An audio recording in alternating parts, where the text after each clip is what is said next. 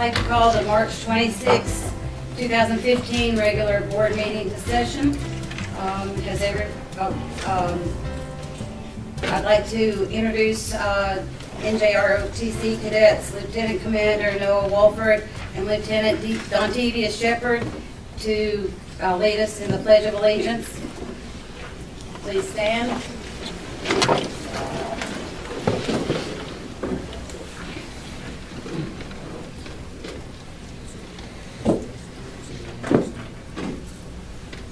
I pledge allegiance to the flag of the United States of America and to the republic for which it stands, one nation, under God, indivisible, with liberty and justice for all.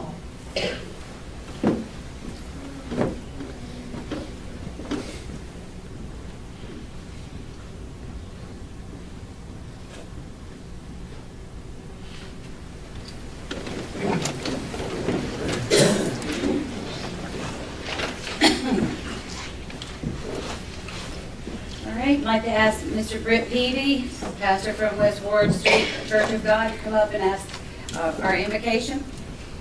Thank you, Chairman Worrell, Dr. Lee's board members. Just let me say, Mr. Johnson, good to see you walk in here tonight. Thank you, sir.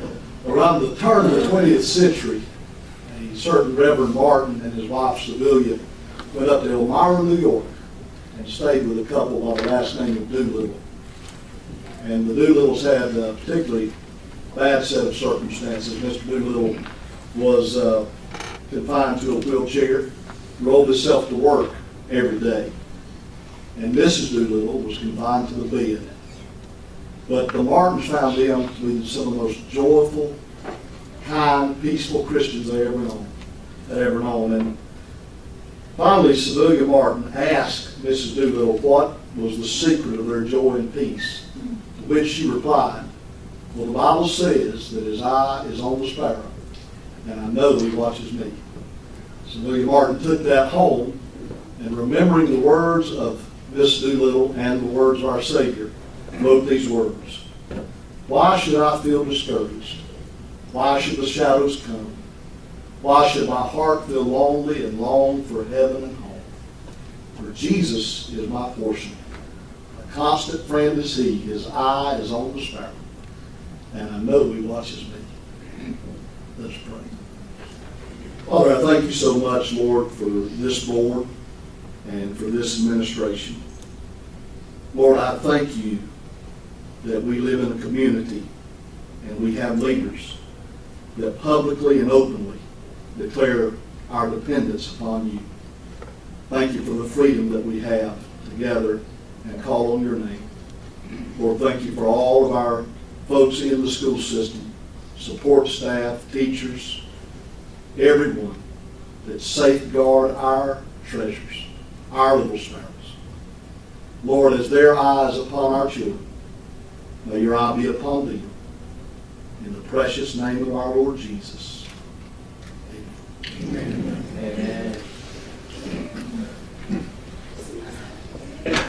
Everyone had a chance to look over the agenda? Excuse me. Can I get a motion to adopt the agenda, please? Move we adopt the agenda. Adopt the agenda. Second. Any discussion? All those in favor? Thank you, Madam Chair.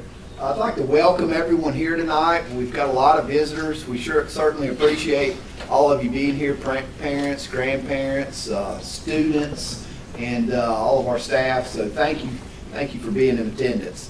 Our mission as a school system is the purpose for which we exist, and that's destination graduation for college, career, and life. And what a wonderful celebration of student achievement here tonight. We've already had several discussions about student achievement, and that's wonderful when we can come together as a board and a community along with our students and focus on excellence and what our students have been doing in the classroom. So thank you for being here. Our vision as a school system is an equitable and excellent education for every student, and that desires a future state at which we hope to achieve as a school system. So that's our mission and vision, and we'll carry on with our meeting with special recognitions. At this time, we'll recognize our 2015 Georgia Young Author recipients. Ms. Lisa Hodge, our Assistant Superintendent, is going to present the Young Author Awards. Thank you, Ms. Hodge. Thank you, Dr. Lees, board members. What a privilege it is tonight to have before us all of these wonderful students who accomplished so much. And as Dr. Lees alluded already, we've already spoken to some students who have just outstanding accomplishments. Now we're going to talk to introduce to you our Young Georgia authors. These students have competed in a writing competition that is statewide and encourages and recognizes student achievement throughout the state of Georgia.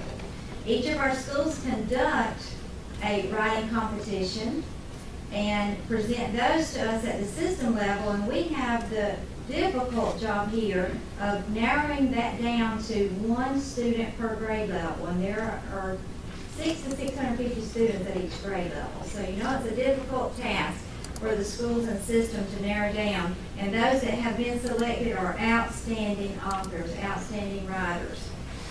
The following students, as I call your name, if you would come up to the front, we have a certificate for you that Dr. Lees will present to you as our superintendent of schools. And we also want the principal to stand along with the parents of that student. And we would like for the language arts teacher to escort the child down front, please. Miss Layton Ev Levins from West Green Elementary School, kindergarten student. Her parents are Grady and Stella Levins. And the work that she wrote is The Dreaming Dancer. And what a great story she wrote. Miss Beth Kirkland is her teacher. And we're going to ask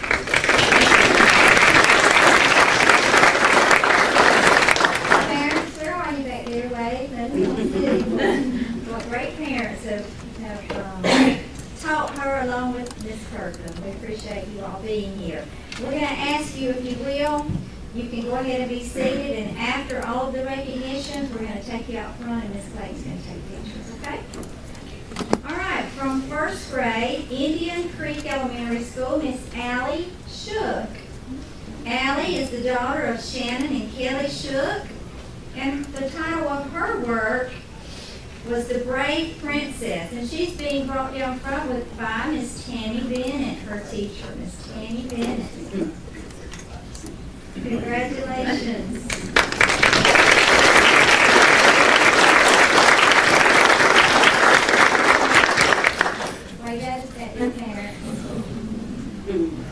From second grade, Westside Elementary School, we have Kinsley Knight.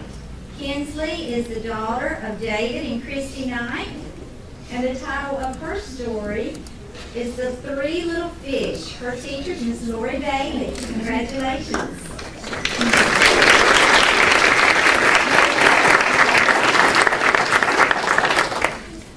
Third grade, Ambrose Elementary School, Serena White.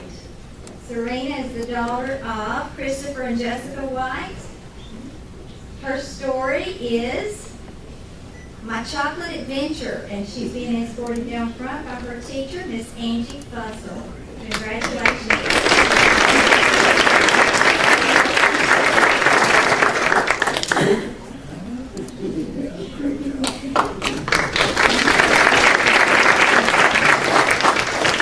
From fourth grade, Nichols Elementary School, Shaylee Spivey, daughter of Larry and Haley Spivey. Her story is Leo, Will He Ever Come Home? And her language arts teacher is Miss Susie Kite. Congratulations.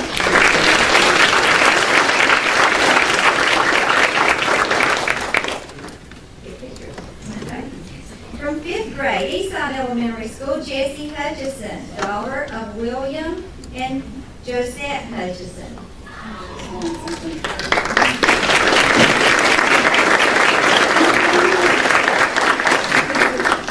Jessie wrote about the Dingle Hopper mystery. And Miss Mildred Milligan is her teacher. She wasn't able to be here tonight. Is there anybody here from Eastside that could?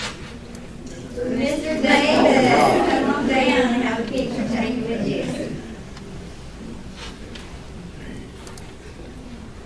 Did Jessie want something else to write? She has one before, absolutely, she's a great student. All right, parents, get pictures. Okay, thank you. County Middle School, 6th grade, Riley Vickers, daughter of Brittany Pierce, and her story is The Seashore. Her teacher is Miss Casey Morris. Not sure Miss Casey. All right, very good, thank you. Excellent. Congratulations.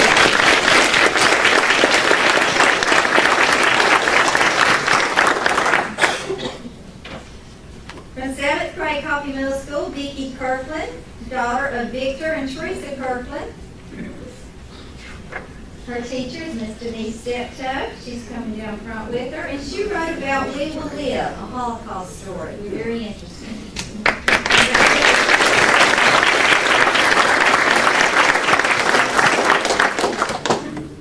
Thank you. From 8th grade, Coffee Middle School, Andrew Steptoe. Miss Denise Steptoe, as she walks away, is the parent. Jack and Denise Steptoe are the parents of this young man, Andrew, who wrote Purgatory. And his teacher is Miss Pam Brigman. Miss Denise, you want to come back up and stand with me? Since you probably had a lot to do with his writing skills as well. Just encouraging.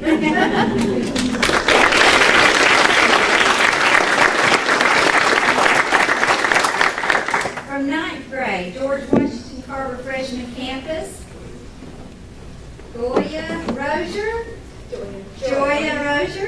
Her parents are Dexter and Juliana Rozier. Nazi Germany Spares None was the title of her work, and her teacher is Miss Simona Watts. Congratulations.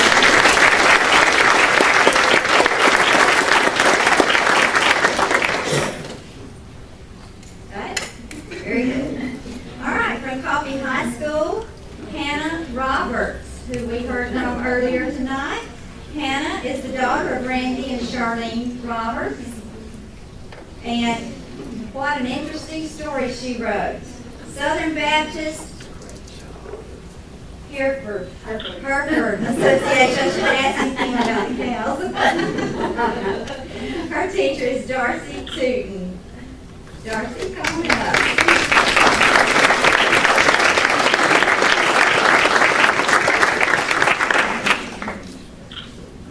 Congratulations, we're very, very proud of you.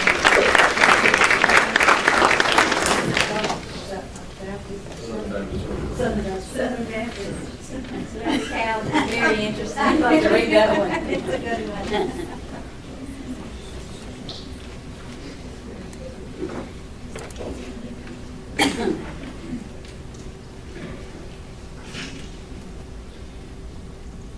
At this time, we'd like to recognize Miss Jessie Youngblood. And do we have any representatives here from the FFA or 4-H who were involved with Jessie? And if you want to come up too, but at first I'll read Jessie's accomplishment.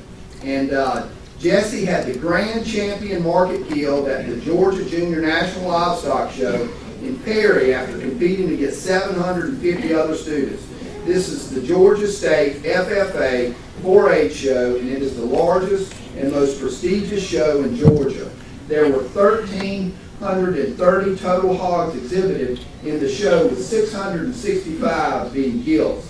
Jessie has been an active member of FCCLA all 4 years and recently placed 4th during state competition in the area of advocacy pertaining to distracted driving. Jessie is the daughter of Lisa and Jimmy Youngblood. And we'd like to congratulate Jessie. She is a state champion. That is awesome.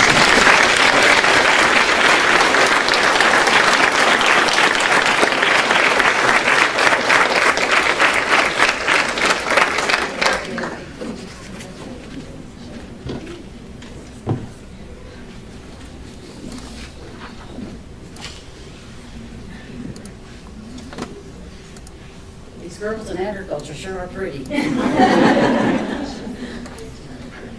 And she's also the daughter of Jimmy Youngblood, who runs our facilities for our school system. So fantastic job. Congratulations. Next on the agenda is Mr. Art Rogers. Thank you, Dr. Lee Smith, Swirl, and board members. For those of you who were here last month, there was not a dry eye in this room. And I am so thrilled to have with us tonight Mr. Art Rogers, our bus driver from Coffee Middle School. There's a reason for all of this.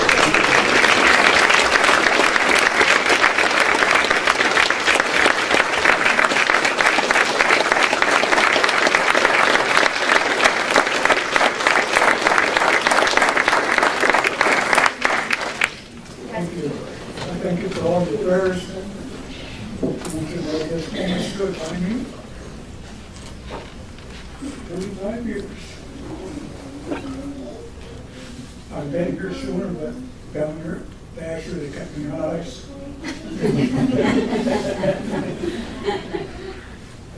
But I really thank the students on my bus for what they did for me. And I thank you all for all your prayers. If it wasn't for all your prayers, I wouldn't be here. My God said it by His stripes I'm healed. He didn't say it was going to happen overnight. He just said by His stripes I am healed. And I believe that with all my heart. Amen. So I thank each and every one of you. Thank you for what you've done. And be here tonight. Thank you for being here, Mr. Rogers. And we appreciate all your years of service, driving the bus for Coffee County School System and taking care of our boys and girls on the bus. It's fantastic that you're here tonight, and it's a miracle. And the students and any of the staff who were there that afternoon, I know this is a special time to have you here with us tonight. So thank you. It's a pleasure being here.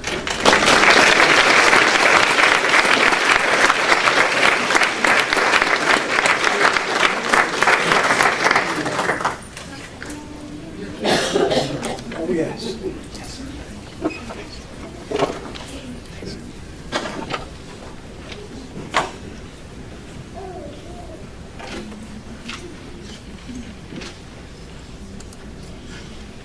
Now this time I would like to recognize our Board of Education members. I have a proclamation from Governor Nathan Deal that reads, School Board Appreciation Week. Whereas educating our youth is the key to our state's continued prosperity and to opening the doors of opportunities for every citizen. And whereas Georgia's continued growth requires dedication to excellence in our education system as well as a commitment to providing trained teachers and vital resources to all schools. And whereas Georgia's boards of education work together with school systems, parents, and community leaders to set a vision for their district in which students have the best chance to learn and become a productive contributor to our society. And whereas the men and women serving on local school boards and communities across our state have demonstrated a strong commitment to quality public education by securing adequate resources, promoting academic standards, and fostering partnerships within the community. And therefore, I, Nathan Deal, Governor of the state of Georgia, do hereby proclaim March 16th through the 20th, 2015 as School Board Appreciation Week in Georgia, and do further commend all school board members for their dedication to the well-being of our youth and the future of this great state. In witness thereof, I hereunto fixed my hand and cause the seal of the Executive Department to be fixed this day, 26th February in the year of our Lord 2015, signed by Governor Nathan Deal. I'd like to give our board members a round of applause. Thank you.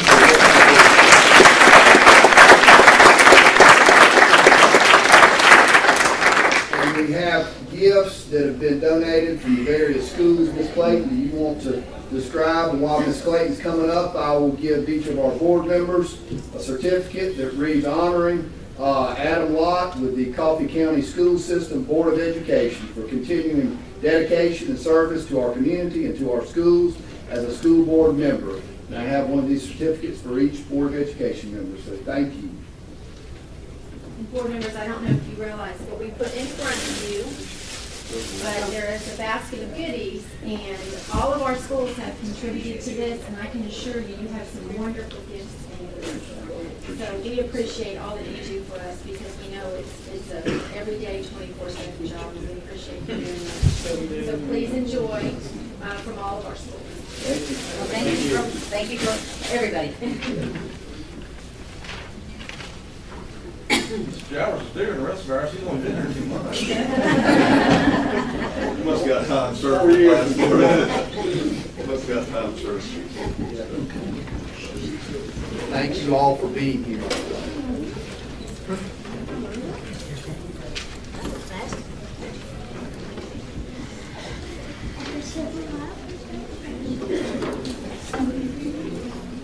Our next item on the agenda falls under teaching and assessing for learning.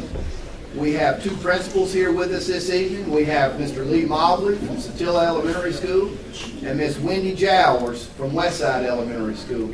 Principals, if y'all want to come forth and present to the board.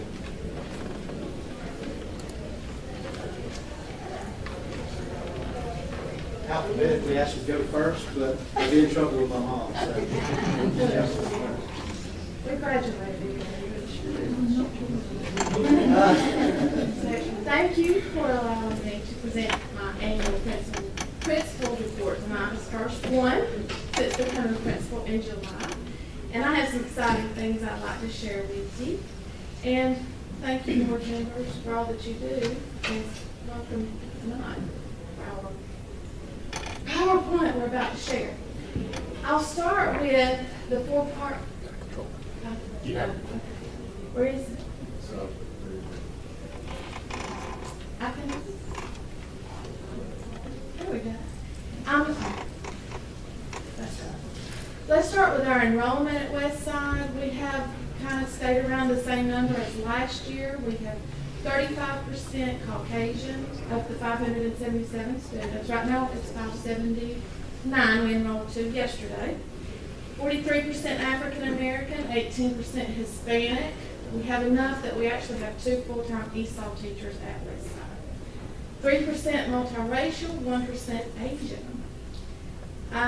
Our free and reduced lunch really increased this year. We had a huge increase. We were mid-70s last year. This year it's 93%. So that has really increased at Westside. A lot of our students eat breakfast and lunch every day. They don't bring their own lunch. They eat in the lunchroom. We have 80 staff members. 45 of those are certified. 35 are classified.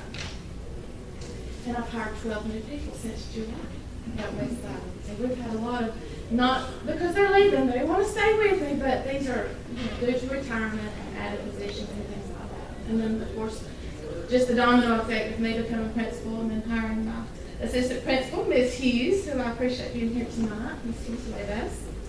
And Ms. Case moving in as academic coach, it just started the domino effect. Then we had to hire a 5th grade reading teacher, and then on we got. There. The 4-part improvement process, well, you've all heard this from the other principals. There are 4 parts. It's almost a cycle.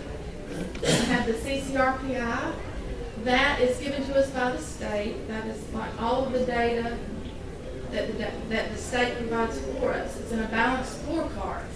I will tell you that's a little bit lagging data. We look at that, but we also look at current data in our data rooms, which is the 3rd bullet there. You have also, I missed number 2, the improvement plan. That, for us at Westside, that is our action plan. What are we going to do with the data that the state provides? We're going to get in the data room, and it's called data for a reason. We dig into the data there. And then we give our annual reports like we are doing here tonight. CCRPI, as I said, is our balanced scorecard. We use that from the state. But I will say we also use a lot of other data with that. This is Westside's current CCRPI score. It's 83.3. We took a little bit We dropped a couple of points, but we are still very, very proud of 83.3.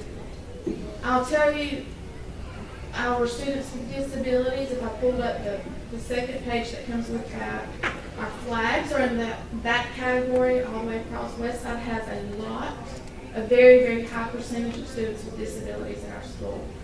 And with that, it kind of hits you in some of those categories, but sometimes it helps us. So that was the area we're really focusing on in our action plan with our school improvement work that we're doing this year.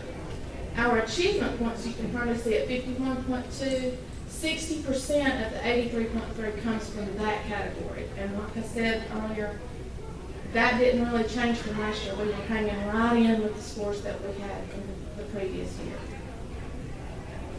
Our school improvement plan, our action plan that we put in place. Before I even go further with the next few slides, I'd like to kind of call your attention to a few things you'll see in grades 3, 4, and 5 on the CRCT. A 3-year trend, and you keep in mind you're looking at apples and oranges with this because 2013, well, the 2014, these kids that were in 3rd grade last year are now 4th graders. So you're looking at the same content area and the same grade level, but it's a different group of students. So if you really want to see if you've increased, you look at the next year, the next grade. Okay, in reading in 3rd grade, we had 96%, and we're very proud of these scores. In ELA, 100% of our students met or exceeded the CRCT. In math, 92%, science 92%, and social studies 90%. You will start to see a trend in all 3 grade levels. We are focusing on math, social studies, while trying to maintain and keep the reading and ELA going. In 4th grade, we had an increase in everything. Our 4th grade rocked. They worked hard and had huge increases there, 100% reading and ELA. We're so proud of those students. 5th grade, these students are now at the middle school. I don't know if she's not in here.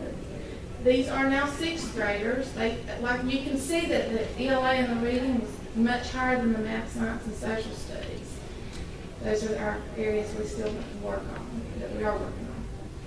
And then this last slide is our school average, so that you get the average of grades 3, 4, and 5 combined. And in reading, we have 97%, ELA 99%. And I'll tell you, we've always had kind of high reading scores, but I will give credit to some of the scholastic programs we're using. We're starting to really see the benefit of this using our iReading K through 2, System 44 and Read 180 in grades 3, 4, and 5 for those kids that were struggling. We have those interventions in place, and that continues at the middle school. System 44, Read 180, those kids that need it can continue receiving those services at the middle school. Are y'all preparing parents this year for the scores? They won't be looking like this at the end of the year? Yes, that's coming up in my highlights. Because this is a completely different test than what we're going to be using this year. And it's going to be more accurate, way more accurate. Oh, yes. Math, 91, and science, a 92, social studies, a 90. And then writing, like you were just saying, this is changing. Like we met performance targets with the state on everything. We're proud of that, but we can't stop. It's a continuing process where we have to keep looking, what can we do, set our goals, and try to hit those targeted areas. Just like the writing test, you can see we were very proud of our writing scores, but that test is no longer here. That was the 5th grade writing, and as we are taking the Georgia milestone this year, it's gone. Let me finish this slide, and I'll go back to the writing in just a second. This is our data room. Just a little snippet of that, so you can see where we really roll up our sleeves and look at the data. Whether it's discipline data or our focus walks that we do every 9 weeks, RTI data, we're looking at it in every leadership meeting and every time we meet with our school governing council. They are learning to look at the data with us. Our highlights. These are just a few of the things. Boy, when I started working with Ms. Hughes pulling these pictures, there's been a lot of things, like what do we really want to spotlight on Westside this year? Writing, we really hit that because of the changes. Like you're saying, we wanted to educate the parents what's going to look different this year. What does the test the Georgia milestones, what does it look like, and how can we prepare our students? And our students are not, they know, they come to school with us every day, but what do the parents, do they know? So we had superhero riders, and what better way to attract the parents than to say, come as your superhero and bring the kids with you. So they all came, and you can see Mr. Bennett, our first grade teacher, he was Captain Penmanship, and then I was exclamation woman. We had question mark queen, and Miss Hughes was her actuator. But we went through all of the writing performance standards and how it's changed and what it's going to look like with Georgia milestones and how it's embedded. This year it's going to be included, and it's never been like that. So I think we had a successful night with super writing heroes. Then we have, moving on over to the lake size, leaping lake size. What is that? He is actually holding an alligator. I'll leave him that picture too of him. That is Tyler Lott and Chris Adams. They have a reptile exhibit. Those are high school students. I believe they're seniors this year, right? Yes, my high schooler said, yes, I know them. These guys are very impressive. They took their show on the road. They know all about reptiles. So one of our focus areas is reading and educating our parents and our students on lake size. So we brought the guys, Tyler and Mr. Adams, what's his name? Chris and Tyler, they came, brought the reptiles, and the kids were glued. They couldn't wait. I mean, they were sharing all kind of fascinating information about the critters. But they sucked them into reading by saying, how did I learn all about these facts? I went to books. I read articles. So the next day, of course, the kids were running, leaping to the media center to check out nonfiction books. And that's the shift that we're really trying to make with our students, is reading those nonfiction books about animals and things, you know, to get their lexicons up. So parents left with a much better understanding. Our scout project, you guys might know Shrey Patel. You know Shrey? He's also a high school student. I taught Shrey when he was in first grade and again in third grade. He came to me this summer right after I became principal, and he said, what can I do? I need to do a renovation project to get my Eagle Scout award. Okay, I really need my storage building renovated out there. It's in bad shape. And he said, I want to do it. So his dad came one day and we planned how he would get all of this done. And we partnered with maintenance. I don't know if Jimmy's still here. And we got maintenance to give the paint, and then Shrey went to all of these other businesses and they donated the shingles and all of them. You can't see the inside of the building, but he put pegboards and all of the tools. He organized everything, and it looks like I have a brand new building out there, and it was free. And they did it all in one Saturday, and he even had some money left over. And I deposited that, and he gave it to me. So I really appreciate him coming out and doing that. One of my goals, too, has been relationships this year as principal, and getting out to support the Mary Hay Center and the Boys and Girls Club. They do a lot for our students, and they partner and help us do our job even better. So I did get to go, and I visited the Mary Hay Center, and that's just a quick little picture of our kids there. We had our Princess and Me dance. That was last month. It was a huge, huge fundraiser and a huge success. The little girls pre-K to 5th grade came in. They danced the night away with their prince and their father, uncle, older brother, and they came. They looked so adorable, so sweet. And they're begging to do it again this year, so we will. This next school year, we'll probably do that. The next slide, I have two more things. Our school safety patrol. If you walk in Westside's doors at 7 o'clock, it is just lots of traffic. It's probably like that at every school between 7 and 7:30. The kids are unloading from the cars, the buses are unloading. We feed, like I said earlier, 90% of our students eat breakfast, and we serve that from 7 to 7:25. So I have every support staff available that's not home helping supervise our kids. No, we need more help. We have someone on every hallway, everywhere, in the lunchroom. And we thought, why not get the kids involved? So we started the school safety patrol with only 5th graders.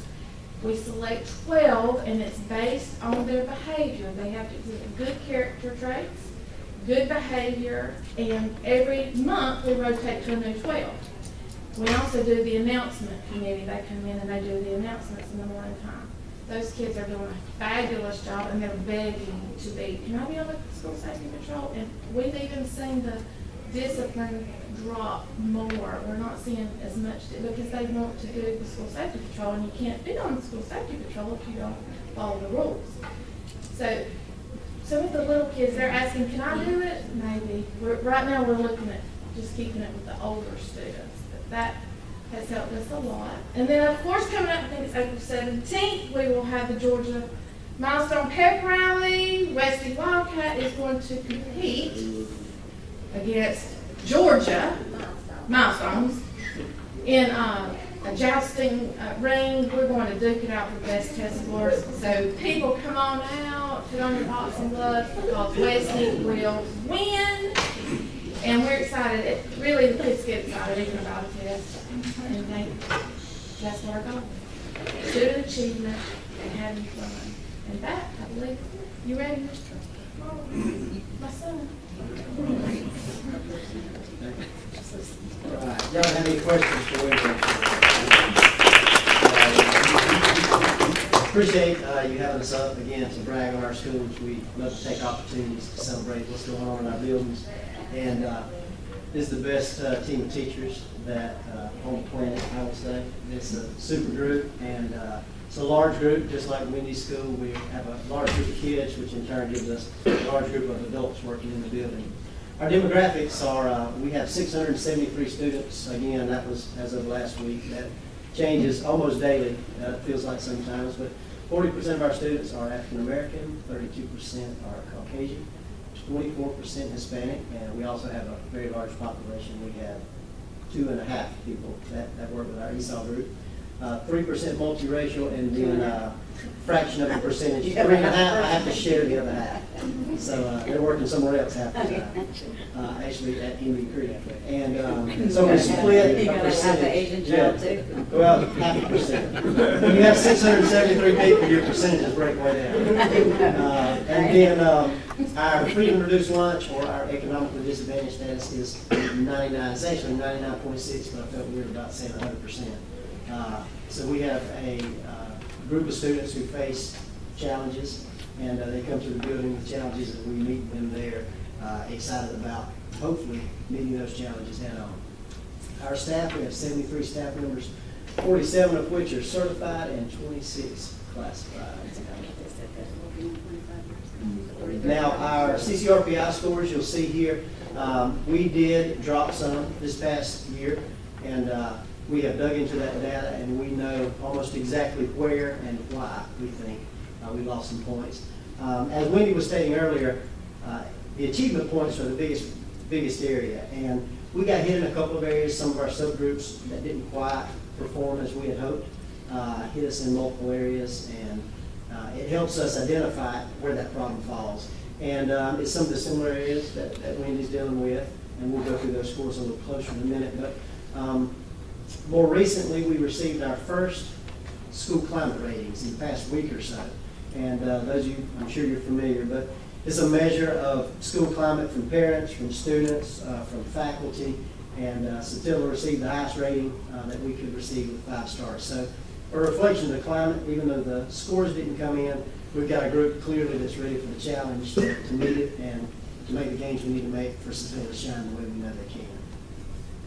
With our school improvement plan, I won't go into great detail, but we've got our data portrayed a little differently than Wendy's, and what you can see, and it looks like a lot, but if you'll see the trends, you got the grade levels across the bottom, and this is reading.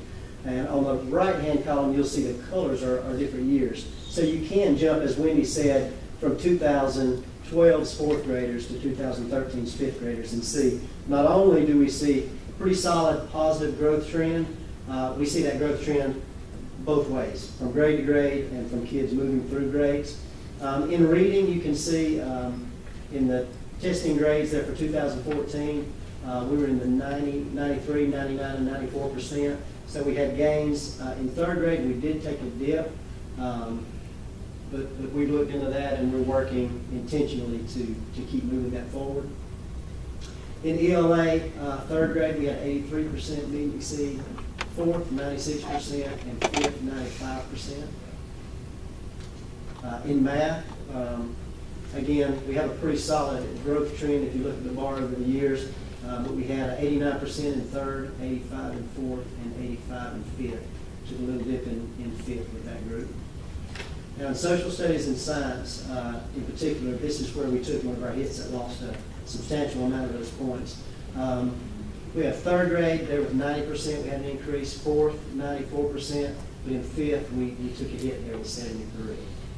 And then in science, you'll see a similar trend where over there in the fifth grade, we took a little hit last year.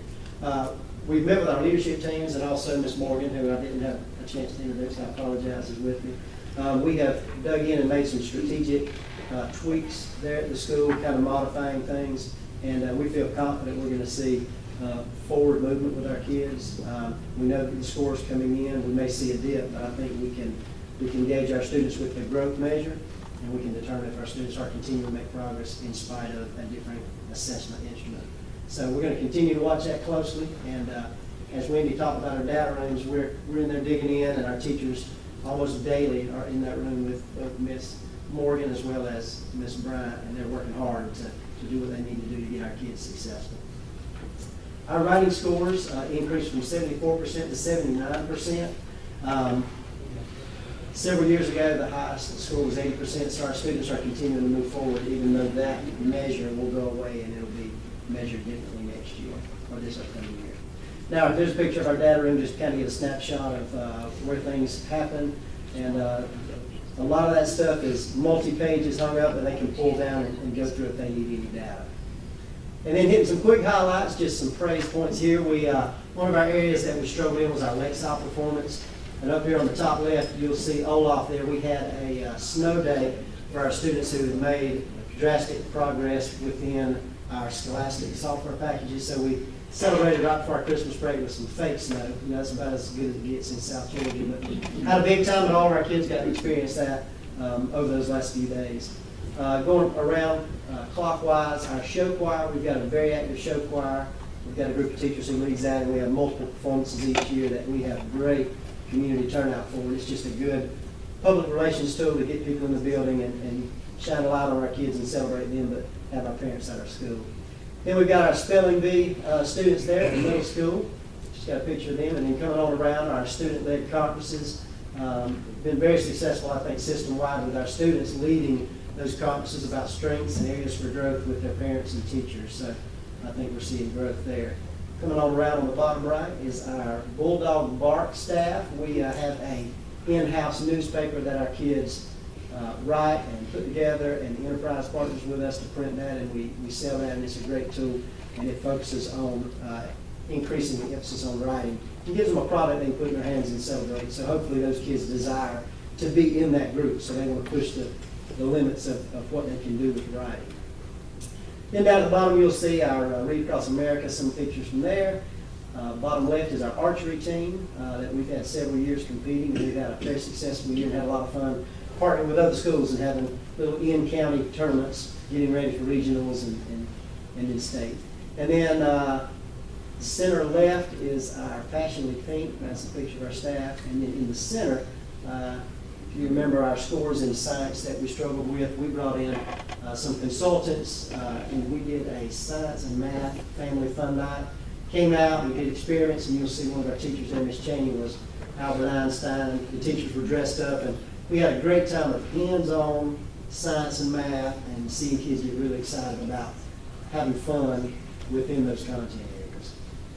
And last but not least, I hate to try to invite you after Wendy just invited you, but we do have something planned on April 17th also. We, out of Satilla, we have been working hard to get our kids excited about success. We've had some success with that, and we've had some, I would probably say, failures, things that we really got excited about, but the kids never quite got there with achievement. So we're kind of getting outside the box, and Ms. Morgan and I and our team are trying to come up with creative ways to get our kids excited about being the best. And so we are officially attempting to break the world record for the most people hopscotching at the same time. And this is the real deal. Trust me, it's months and months of work to get it approved. But we've got a lot of special guests coming out, and we want to invite all of you, everybody from the community and the board. We would love to have you there. We're going to make a big day of it, and we're not, we're going to break it. We're not just And then hopefully we want to leverage that victory and that success to use in other areas to remind them of that feeling of success. And this is, you want more of this. We're asking our guests to be there at 11, but from 12 until 12:10 is the actual measure. We have to do it for 10 minutes. And we've got this thing planned to the T now. So if it falls apart, it's all on me. So, no extra pressure on me, but we're going to have fun, and this will also serve as our kickoff, our pep rally for GMOS, so that we can, again, leverage that and say, look, if you're the best in the world at this, why not be the best in that? So, again, we're going to have fun with it. We'd love to have you guys out there if you could make it. And that's pretty much it. We, again, appreciate you letting us brag on our kids. Thank you.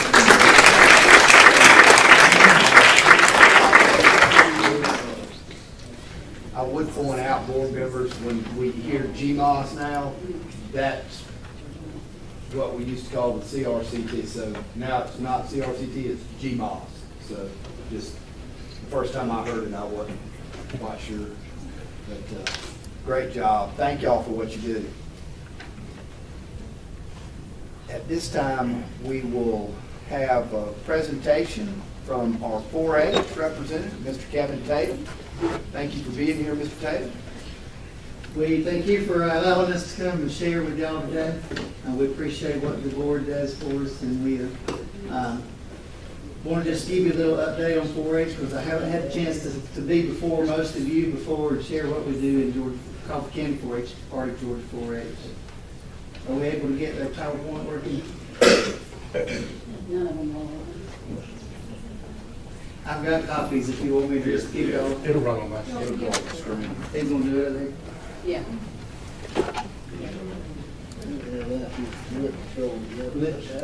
Well, this is the same thing. So you contributed to the timber industry. I did. About your trees. I did. Did you hug it first? Pulpwood industry. I did. Well, he's got it up on the screen. So.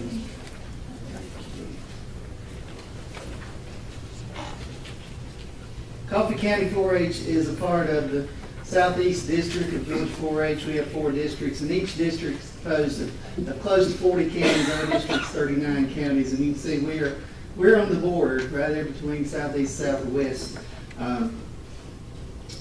You love to, I got to advance it here. Are you gonna get it? Either way. All right.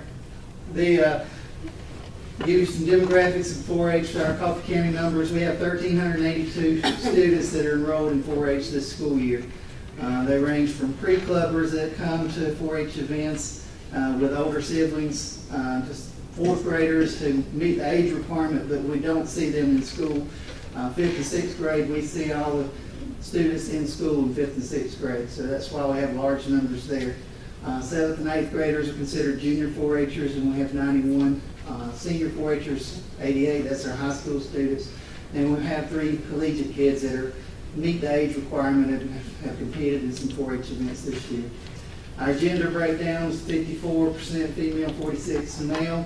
I didn't break down the racial breakdown by percentage because on the 4-H enrollment card, a student can circle multiple races, so that's not going to break down to add up to be 1,382. You can tell from the numbers that we have 973 Caucasian white, 374 black or African American, 174 Hispanic ethnicity, and 15 from Asian. And from residence breakdown, 12% say they live on a farm, 47% in a rural community, and 41% in or around Douglas. In our school meetings, when we go into school, we are trying to help meet curriculum guidelines that are set forth. So in 5th grade, we do healthy lifestyle lessons. And this is part of our UGA 4-H plan of work that we have to meet, that we've set up, decided, that our advisory committee decided that childhood obesity is an issue. So we've been trying to address that over the years.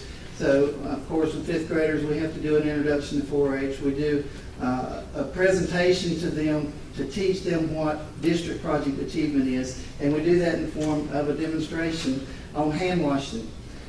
So they get a lesson on hand washing while they're learning how to do a presentation for 4-H competition. We do the USDA My Plate, food labels, understanding food labels, nutrients, what are they, and added sugars in our beverages, and try to teach them about when they just pour all those Cokes and drink them, how much sugar they're getting in their diet. And we do a post-test at the end of the year. For our 6th grade, we meet in the 6th grade in the science classroom, so we do lessons that fit in with the lessons that they're teaching in that time frame. So when they're teaching about the minerals and rocks and all, we do a lesson on kaolin, which is mined up in central Georgia. We teach about volcanoes, sources of energy, groundwater, and what different contaminants can affect all the different water sources, point source and non-point source water pollution, tornadoes, and phases of the moon. District project achievement is kind of the Cadillac of the 4-H events, and we try to encourage as many students to participate in project achievement because a student has to select a project area to work in. They, for 5th and 6th grade or 4th graders that meet the requirement, they choose a topic, they put together a demonstration on it, so they research information, organize that information into a speech, putting it into a logical order. And then we help them with making some visuals that they can show, so you can see several the students. The 2 on the bottom have poster visuals for their presentations. The 2 on the right are actually at junior and senior DPA at Rock Eagle, and they're in cooking projects. So they actually have a food lab where they go in and have to prepare the food and cook it and wash the dishes and all, and follow safe practices, and they're judged on that just like a kid doing a speech. The older kids that do this also have to put together a portfolio, and that is, we used to call them record books a long time ago, but now they're portfolios, and they're kind of laid out in a method to try to train the student to be able to do a resume one day. At DPA, we had 48 participants in Cloverleaf. That was for 5th and 6th graders. 16 at 7th and 8th grade level of junior DPA, and senior DPA, we had 23 participants this year. And for awards, you can see we had 22 first place winners, 19 second, and 15 third. From that, we had the most participants at the Cloverleaf Project Achievement Competition over in Toombs County this year. We also got the 2nd place award for the most first place winners at that competition. At junior senior DPA, we also received the award for the most participants from the whole Southeast District. And this is about the 3rd, 4th year that we've received that award. So we've had good numbers in project competition lately. 2 of our seniors are advancing to state competition in July called State Congress, so they'll compete against the other district winners at that time. And this past year, we were recognized at one of our state meetings for having the 9th highest participation in the state out of the 159 counties in Georgia in project achievement competition. And livestock shows is an important part of 4-H too. You can see we collaborate with our BOE department, with our ag teachers and Mr. Berry to provide our county goat show and our county market hog show. We don't have enough students anymore to really do a cattle show, so that's been dropped a couple of years. But we also work with them in registering our students that participate at the state level in these shows. This year we had 11 students through 4-H that showed in the county state goat shows, 22 for market hog, 2 that showed steers and heifers. I want to point out the 2 good-looking chicks on top right, my nieces.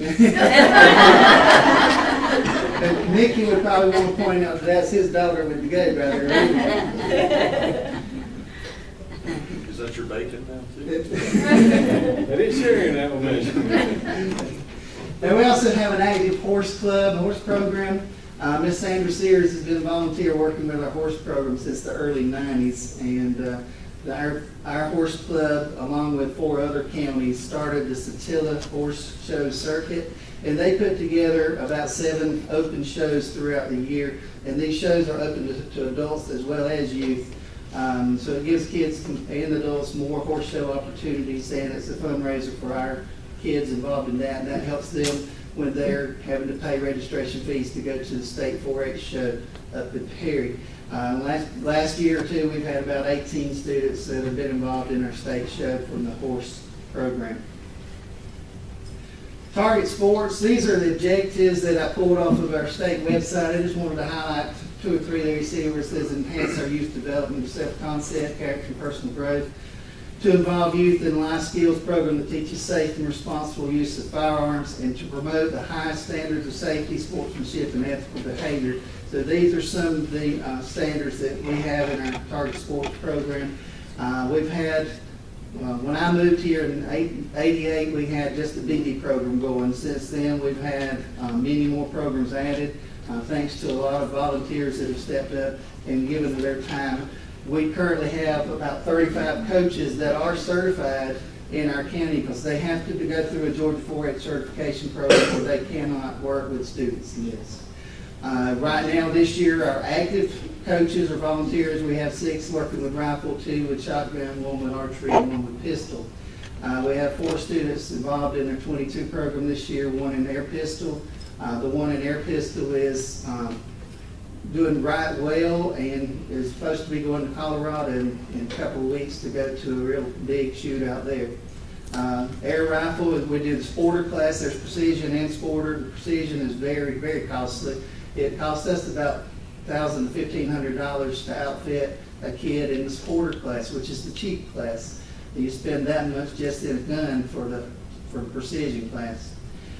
For archery, 9 in BB and 19 shotgun. And just a few highlights over the years that I could remember. I know we've had 3 shotgun teams that have been qualified and gone to national, 1 which won first place. I think that was probably in 2004. We've had 4 BB teams go to the national, and in 2009, Nicole Sprinkle was the high individual at that match. We've had an air rifle team go to national. We've had a couple of junior Olympic candidates, and a couple received scholarships from being involved in Target Sports.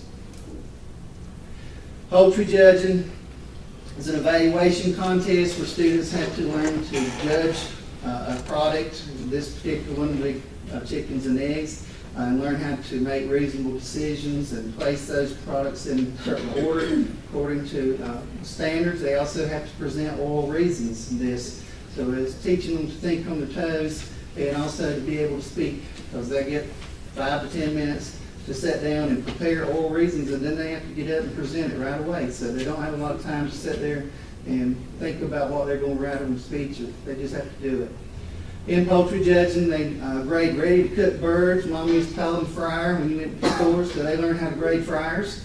They learn parts identification. There are a lot of different cuts of meat. I know FFA does about 50 cuts. 4-H, we do 17 cuts of meat. Live birds, they look at laying hens, determine which ones lay the most eggs. They do oral reasons on laying hens, and they do learn how to grade eggs. And over the last 15 or so years, we've had about 10 teams, senior teams, to advance to state competition and done pretty good there. Leadership is a big aspect of 4-H. We try to instill leadership by teaching them in our 4-H meetings. In our clubs, we have officers we elect, or some teachers we let the teachers, if they decide it's better to appoint officers. But they learn a little bit about parliamentary procedure, about being leaders in the clubs. And you can see we had 208 officers in our meetings this school year, from all the clubs we have. We also have district and state officers that students can run for. With us tonight is Michael Woods. Michael, if you'll stand up.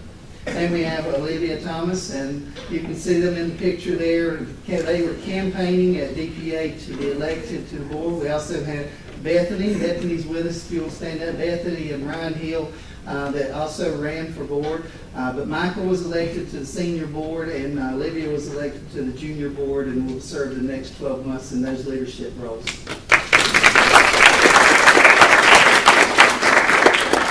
Michael served a couple years ago on the junior board, and along with him, Willis Spence was on that junior board with us, and Travis Dobson was on the senior board that year. So we have several that have done the leadership roles over the years.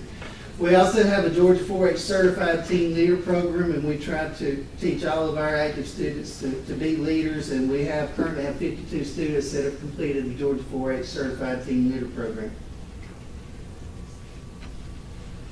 Additional opportunities. Willie's also here, and I know some of y'all probably heard Willie sing before, but Willie is a very talented performer. I thought he was going to be here to sing for us. And Willie involved in Clovers and Company. Clovers and Company is a 4-H performing arts group that's made up of students from across the state of Georgia. They have to submit an application and audition and get selected to be a part of that group. And Willie tried out 3 years ago and got in on Clovers and Company and has been very active in that. And I guess he's very talented that they chose him last year to be one of 4 students out of Clovers and Company to go to Washington, D.C. to sing at the National 4-H Gala event. So Willie, very talented.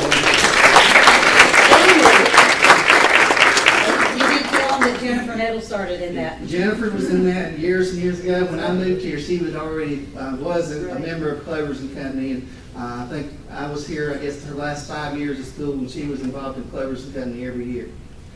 Georgia 4-H Youth Technology Leadership Team. We don't have anybody in that right now, but I know some of them. I know Miss Kathy Batten, who teaches at the high school. Her daughter was involved when they first started that team, Nicole, and her son Buck later was involved in the technology leadership team, and they've done a lot with technology at state 4-H level. Georgia 4-H Ambassadors. Citizenship Washington Focus. The picture there at the bottom right is the students that went from Georgia 2 summers ago to the Citizenship Washington Focus. You know, Linda Acott's here with us. Linda was on that trip. We had a good time. I got to chaperone that year. It's the only time I've ever been on that trip, but it was a wonderful trip. A great opportunity for them to get to see our nation's capital and meet our congressmen and get to see the Capitol and things like that. We've also had cultural exchange programs. During my tenure here, we've hosted and gone to Wisconsin twice with the same county, 17 years apart. They came in 96, we went in 97. 98, we did an exchange with Colorado, so we traveled to Colorado in 98, and they came here in 99. Then I think it was in 2007 or 8, we did an exchange in Puerto Rico. And then a couple of years ago, the group from Wisconsin asked us to do an exchange again. So our students got to go and live in the homes in Wisconsin and see how they do things up there and how they're a little different. Instead of a bag, they have a bag up there. So you get to learn a little bit about their language and things. Get to taste their foods. It was quite a great experience, and our kids really enjoyed that. We have a lot of contests at the Georgia National Fair that students can compete in. Some things they can do just turn into us and we take it. They don't even have to go to the fair for some of those contests and static exhibits. Leadership Day and 4-H Day at the Capitol, National 4-H Congress, or some other events. We believe in community service. We feel like that our students need to learn to give back to our community. There are people that came before and have laid groundwork for them to have lots of opportunities, and our students need to learn to give back.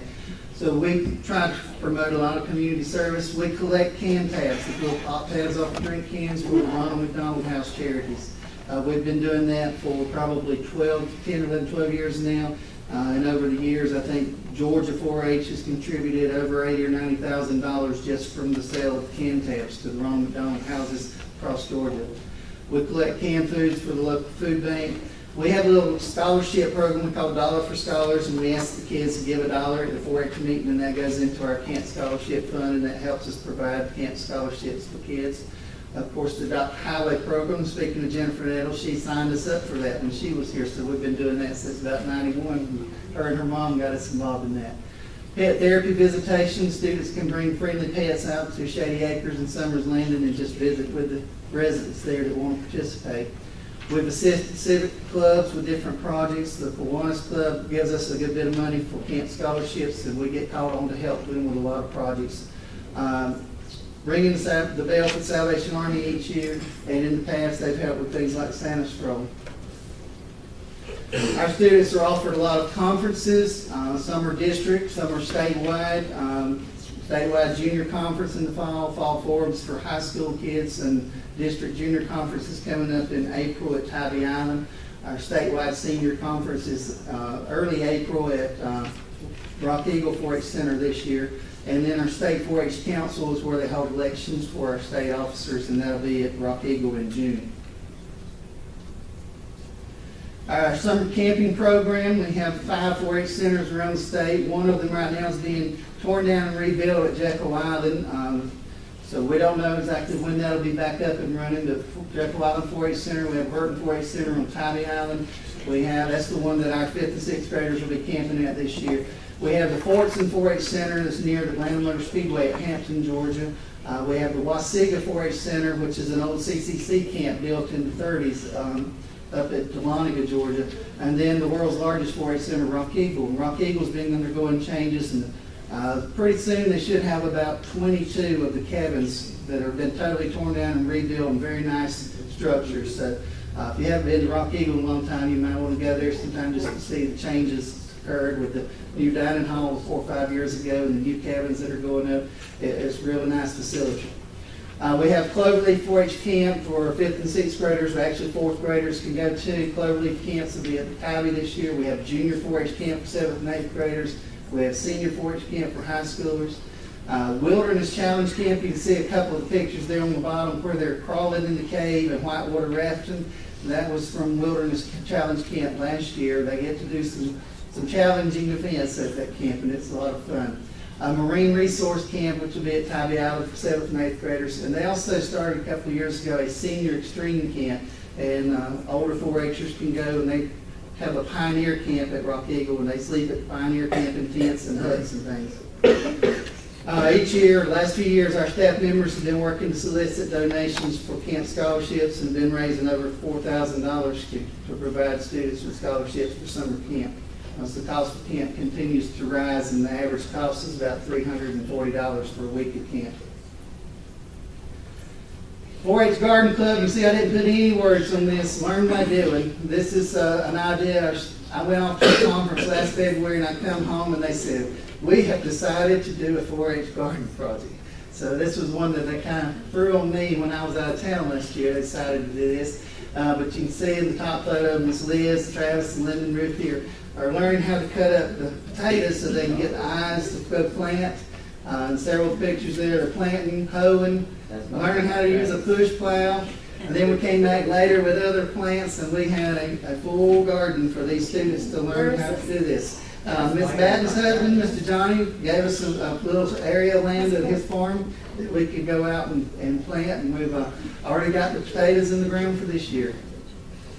And you can see that it turned out pretty good. The deer eventually got all the corn, so we didn't get any corn and peas off of it. But we got some beans, and you can see lots of big cabbage and broccoli and a few onions and lots of potatoes.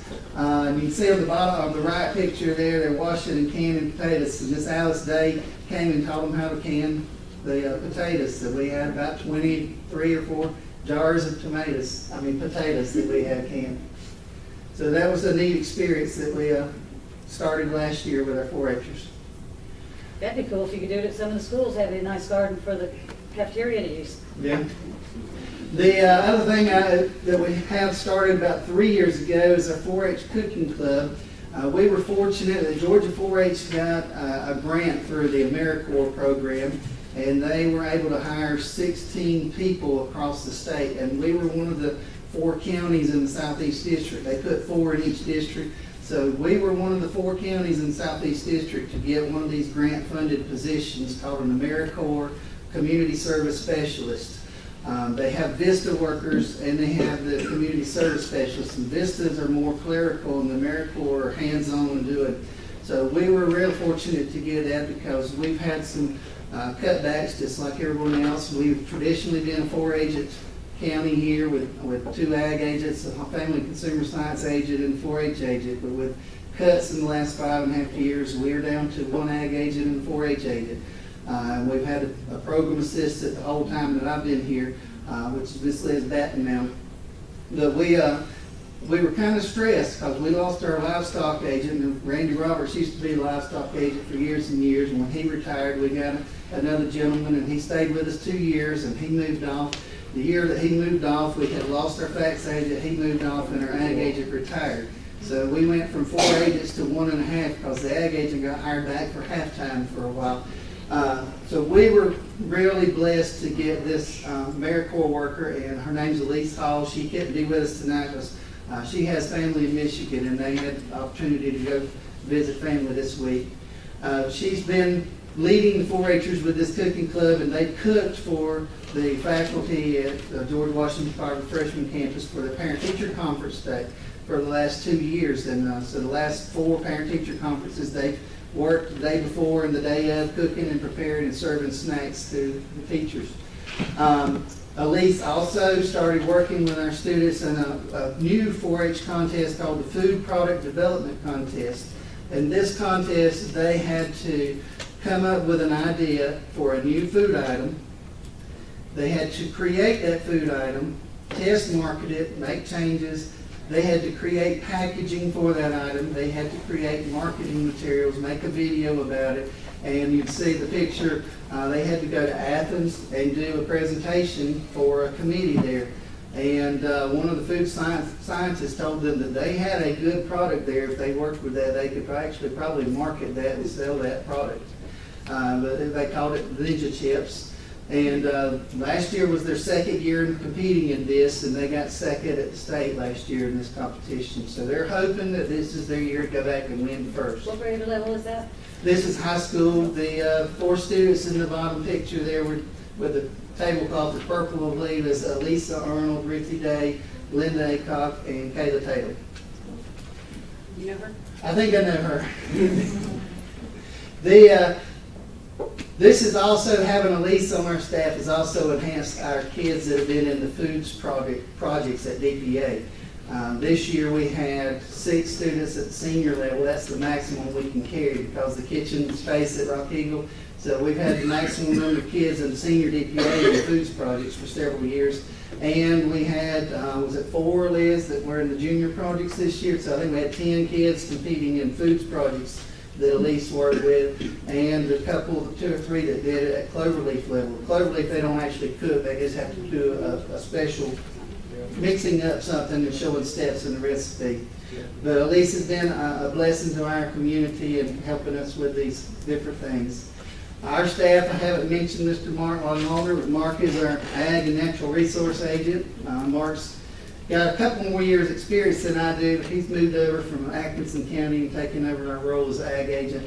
And y'all all know Miss Liz Batten. And Elise couldn't be with us today, but she's our AmeriCorps member. And Lisa Craig has been secretary in our office for about 31 years, I believe. Just wanted to share with you how 4-H and Extension's funded a little bit. Our salaries and benefits paid by state and by county. And some of that money comes from USDA. So we're actually funded at federal, state, and local levels.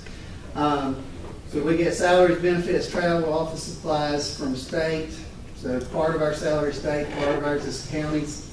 Same with the county. The county also provides us with a 4-H van, and we have a county truck.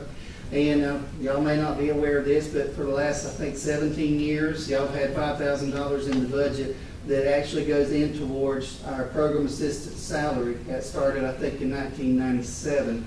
And y'all been gracious to let us use buses when we need them to go to 4-H competitions and camps, and allow us to use facilities. We had a BB match at Indian Creek just about a month and a half ago, so we're grateful that y'all allow us to use facilities when we need them too. Our county program money, we generate that through fundraisers, so all of our money we spend when we pay the kids to wait to go to DPA all comes from our fundraisers. Last couple of years, it's cost us about $5,000 to take kids to DPA, and that we pay their whole way to go to DPA. We feel like if they're willing to put work in the effort to learn to better themselves and be a better communicator through being learning how to do a presentation for DPA, that we try to foot the bill to get them there. So what we would like y'all to consider, I know y'all keep doing anything now, but we'd like y'all to consider that $5,000 has been the same amount since 1997. If y'all could see it possibly to increase that. Our AmeriCorps member was a 3-year grant, so that grant runs out in August. There is a slim possibility that it might be renewed for another year, but that grant's going to be out in August. And if so, we desperately need to find monies from the county and possibly the Board of Ed, possibly the city, whoever we can help get some money to help fund keeping Elise on staff. We've said we've lost 2 professional agent positions, and this parapro position would help alleviate some of the difficulties we have. When we looked at figures for that, a full-time program assistant runs about $45,000 annually with their benefits. That's salary, benefits, and all, if they take maximum insurance with that. We're not asking y'all to do $45,000, but anything y'all could do, we certainly would help. We also usually pay for all of our bus expenses, and we would ask that if we could get some of those fees waived, we would greatly appreciate that. We have to pay for going to competitions. Some of my colleagues tell me that they don't pay for going to competitions with their clubs, but 4-H has been asked to pay for buses to go to competition. And we'd just like to be treated the same as the other clubs. I know Extension is outside of the school system, but we have teacher sponsors that are in the school system, just like other organizations. Ms. Trina Birch at high school, Ms. Erin Acock at freshman campus, they're our sponsors at teacher sponsors at those two campuses and work with us on those facilities with our 4-H programs. So that's what I would ask y'all to consider. Yes, ma'am. Kevin, how much did you say, you said you had to pay for to use the buses? We pay the dollar a mile for any of the trips we take, whether it's summer camp or DPA or whatever. Pay for what now? A dollar a mile for the $1 a mileage. mile.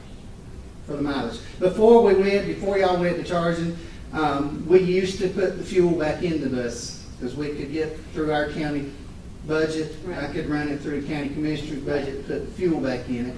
But then, when it went to doing the dollar a mile, that's coming out of our 4-H programming funds, not the county commissioner's budget. So you're not having to pay for driving, are you I'm a driver. CDL? I'm a driver, and I helped, I drove cheerleaders all basketball games, or most all of them this year. Right. And when my son was in school and was in soccer and cross country, I drove a lot of their trips for them. So if, what you're looking for is just pay for the fuel? If we could get it where I can go to the county's pump and fuel up when we get back instead of paying mileage, that would be something that I would just ask you to consider. I'll recommend just treating them like we do in our athletic competition or our other competitive groups that go off. They don't have to pay the mileage. I mean, now that was part of when the budget fell apart, everybody went scrambling, and so that's just a remnant of that. So if it's a pleasure of the board, I'd say we just treat them like we are our competitive school. 4-H does so many good things for our school and our kids. Well, I understand they're not school, but they're just as much as part of the school system, what things they do as some of the other. School kids. Exactly. So I don't see why we can't. Well, and it's having to come out of your It's our fundraising money that we have to raise. That's right. Y'all not have to raise funds to pay for fuel. Right. Yeah. All right. And that's why we would ask if you could at least do that. That was what I had on my presentation. We do appreciate what you do for 4-H and for our community. And we're an educational institution in your community, for University of Georgia, and we're there for y'all if you have needs. If it's something with the football field, that's why we have an ag agent. And if we don't know the answer, we have specialists in Tipton and Athens and Griffin and all those university campuses that back us up. So if we have problems, if you have problems, we're there for y'all just anytime. Any questions, y'all? Are y'all gonna do anything? Is your group gonna do something? Well, if you would like any of them to come up and speak, they would love to. I didn't know if they were gonna. Y'all just come up and let's get a picture or something. Y'all been standing here all this time. Y'all need to come up. Y'all come on. Willie, you need to sing a little bit. Willie, are you prepared to sing us a little something? He can do it without music. I know he can. Y'all come on up. I know, Willie. If you're on Facebook and you get Willie, there's usually about a song a day on Facebook. I was in Atlanta last Friday at the horse, and guess who I saw? Willie. He, 4-H Day was about a month, about 3 weeks ago. Yeah. And a few of the Clovers and company members got asked to go up for that. Yes. And he got to sing for the governor that day, meet the governor. He got to meet Nancy Grace last spring at state council. Did you get it straightened out? All right, everybody look this way, big smile. Ready? 1, 2, 3. One more, just to make sure. Okay, thank you. I like your shirt. You're right there. All right. Y'all ready? I know, the board member, we want one of those. All right. See that, Brian? 1, 2, 3, one more. Take one more. We have a target. One more. All right, Miss Kevin. He said Liz. he Oh, good. Okay, your choice. One more, Michael City Flint, Mr. Kevin. What? Michael City Flint. All right, 1, 2, 3, smile. I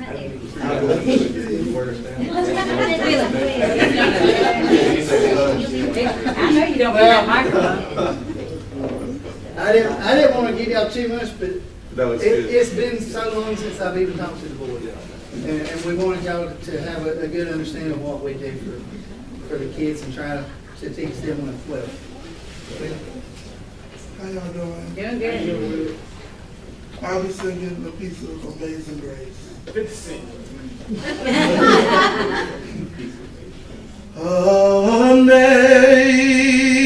Amazing grace, how sweet the sound that saved a wretch like me.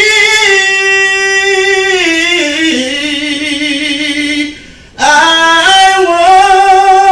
once was lost, but now I'm found. Was blind, but now I see.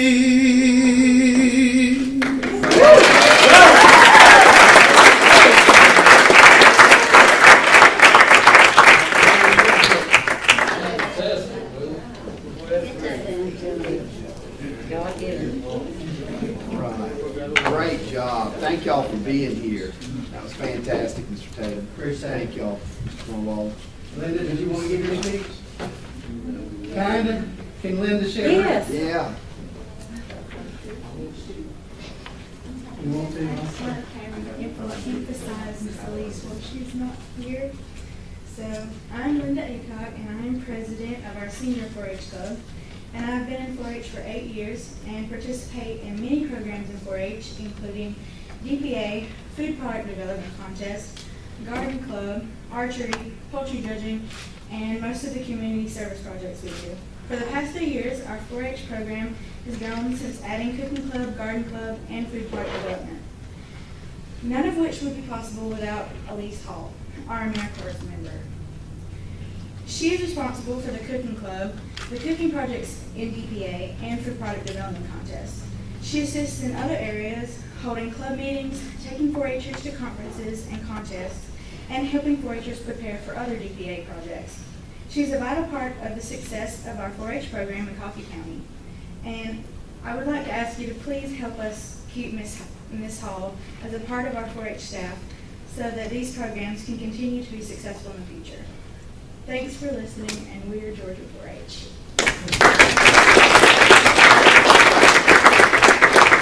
Travis Dobson also asked if he could share. Travis is a former district officer, and he is going to be a camp counselor this summer at the Fortson 4-H Center. He was selected to be a counselor. What's your name? Travis Thompson. Well, he introduced me for everything I am, a past board member and a future camp counselor at Fortson. That's cool sunglasses that city in the man. You're ready. Yes, ma'am. This summer I'll be a part of the Fortson crew. I'll have my own crew, which will be in the red band, and I'm looking forward to that. I was the Satilla Bulldog, and I'm a future Morehouse man. So that's what I want to talk about. I want to talk about the impact that Fortune's had in my life with people that are around me, such as Mr. Kevin and Ms. Liz, and the impact they had, and the impact that Ms. Elise will have to the people that are coming up. Yeah, I just want to say that Mr. Kevin and Ms. Liz have had such impact, and I want other students to have the same impact in their lives that Ms. Liz will. Thank you. Thank you.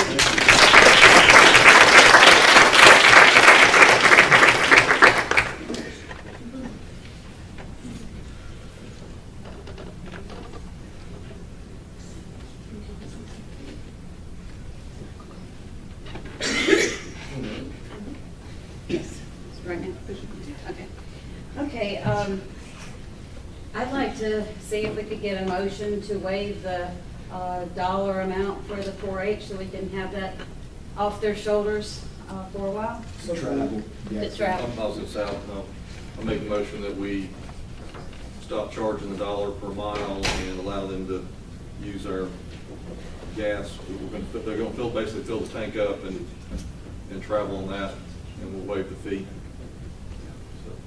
Second. Any discussion? You won't have to wait fuel too? Yeah, Yeah, we'll that's what I'm just, saying. we'll just fill up the bus and just treat it like we do any of our buses. They don't have to fill it up with the county or anything, we'll just treat it like all. The motion would just be to remove the $1 a mile fee that we charge 4-H to use the bus. Any other discussion? Glad to do it. All those in favor? God bless. Thank you. We appreciate it. Travel on. A suggestion, you were saying sweet corn sounded probably dear. Yeah. I should get your shotgun from involved. Yeah. Mr. Johnny put an electric fence up and he's already baited it with some peanut butter, so. Don't tell everything. All right, thank y'all. Dr. Mumford has presented all of our board members with handbooks. You should have a copy of the handbook at your station.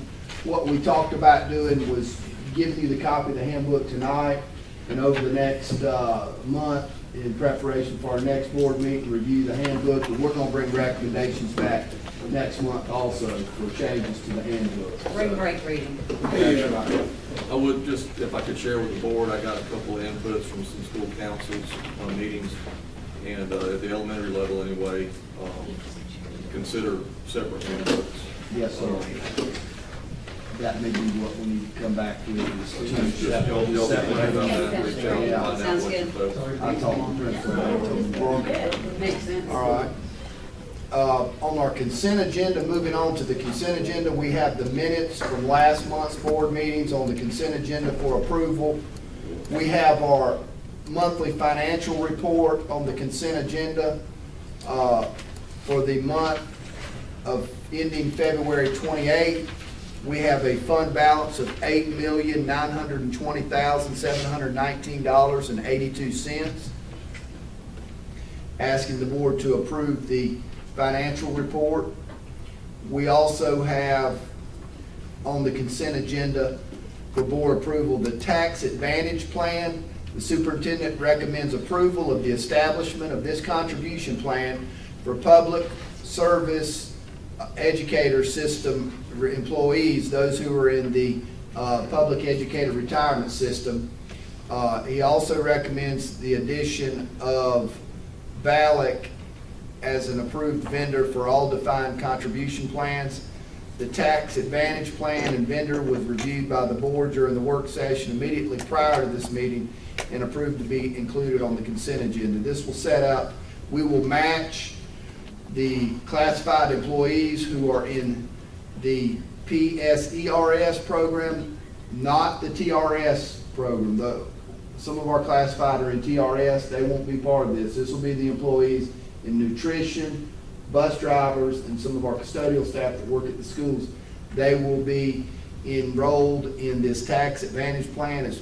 It's a savings retirement plan for them. They contribute $10 to PSERS, and the school system will contribute $10 to the tax saving advantage plan. So we're going to set up a retirement fund for our classified employees who are in public service retirement. Yes, sir. I think it's a long time overdue, and I'm proud to be sitting here saying we're helping people, especially those people who are making that much noise. Yes, sir. So I think we did a great job on that. Thank you. Surplus property, we have one portable building that we're asking the board to approve as surplus property. This portable building will be donated to the city to use as part of their public safety program. We also have 5 buses, 2008 buses, that are not running. Their engines do not work. They are not operable. And it is the recommendation of our transportation director, our transportation department, that we surplus these 08 buses that will not run, and we are going to sell them to another county who's willing to purchase them. So we'll surplus 1 portable building and 5 buses that are not operable. Sublease for Boys and Girls Club, we are asking the board to approve a sublease agreement between the 21st Century Boys and Girls Club program and the Coffee County School System. Out-of-state travel, we had 3 out-of-state travel trips, 2 field trips, and 1 band and chorus trip. Site approval request, we're asking the board to approve the site selection documentation related to the new Nichols Elementary School. The site selection documentation was reviewed by the board during the work session immediately prior to this meeting and approved to be included in the consent agenda. This packet will be sent to the Georgia Department of Education, where we will ask them to approve the Nichols site. And this will allow us to proceed with construction of the new school on that existing site in Nichols. What number is that? That is G on the consent agenda. Can we take that one out and do it separate? We could, if that's the pleasure of the board. Mr. Giles, he represents that area. I like to do that, just on that one. I'm gonna approve the rest of them, but just that one. All right. So we will take the Nichols sites approval out separately. Is that the pleasure of Madam Chair? Yes. All right. Set it aside. Field mower bids, we have 2 used mowers. We've not bought a new field mower since 2008.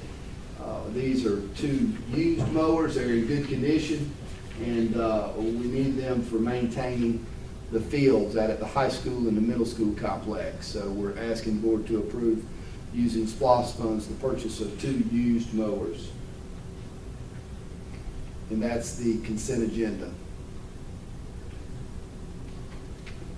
Okay, need a motion to accept the consent agenda without G, site approval request for Nichols Elementary. So move. Second. Any discussion? Okay, all in favor? All right, moving on, site approval for Nichols. I'm sorry. Yes, sir.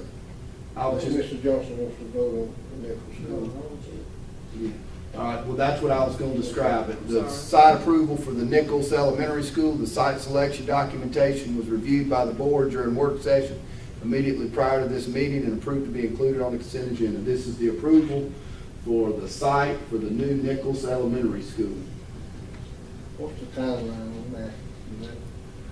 We have, once the site is approved, our date that we were projecting to be able to put it out for bid, I want to say we were looking at maybe a January start date, because we'll have to get the site, the plans approved by the State Department. Once the site is approved, then we can start planning the actual school building itself to go on that site. And it'll probably take 6 months of developing the plan, and then another 2 months for approval from the state, so that's 8 months. We're probably 9 months out from being ready to break ground. When you get the preliminary drawing, we're gonna, like, see us get with the administration down there and see if there's anything that. Yes, sir. They will be involved. Maybe it's council, school council. Yes, sir. All right, I'd like to make a motion, we approve, the Nichols school. Second. Any discussion? All those in favor? Thank you. Executive session. I would ask the board that we move to an executive session to discuss personnel, the appointment, employment, compensation, hiring, disciplinary action, or dismissal, or periodic evaluation or rating of a public officer or employee. That's all I need. Motion to go in Need a executive motion? session. Got a motion? Second. Any discussion? All in favor? Okay, Need a can I, motion to exit executive session, so move. Second. any discussion? All those in favor?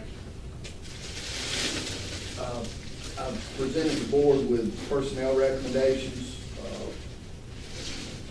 I would ask to remove number 1 from the personnel recommendations for March 25th, 2015, and we'll pull number 1 and vote separately on that. Otherwise, the list is presented, and also the list of administrative recommendations for 2015-16. So moved. So there wasn't, okay. I'll second. Any discussion? Was there not another one on that other list that was discussed? No, the other one. No, that other list. We're not talking about that one tonight, are we? The administrative yeah, I'll present the administrative recommendations to be approved also. Okay. No more discussion? All those in favor? All right. And you want to vote on number 1? On number 1, we'll ask the board to approve. I move we accept the recommendation number 1. Second. Any discussion?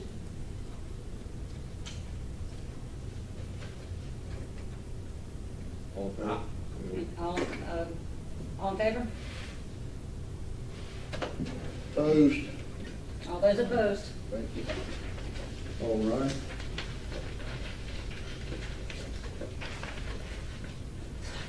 All right. That's all the business I have. Yes, sir. We adjourn? Yes. Hey.